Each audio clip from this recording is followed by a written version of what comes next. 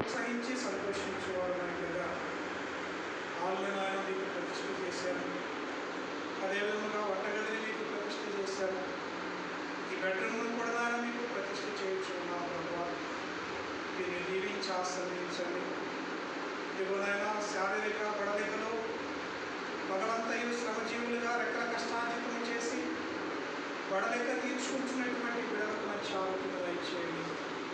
ఇదిగో దేవా, దుష్ట శక్తులను సాతాను శోధనల శక్తులన్నింటినీ కూడా దూరపరిచి ఈ గృహ చుట్టూ మీ పరిశుద్ధాత్మ కంచి వేసి మీ కృపలోనైనా ప్రతి బిడ్డ బలపడి జీవితం కృప చూపుమని యేసు పరిశుద్ధ నామములో వేడుకొని ప్రార్థన చేస్తున్నాము తండ్రి. ఆమేన్.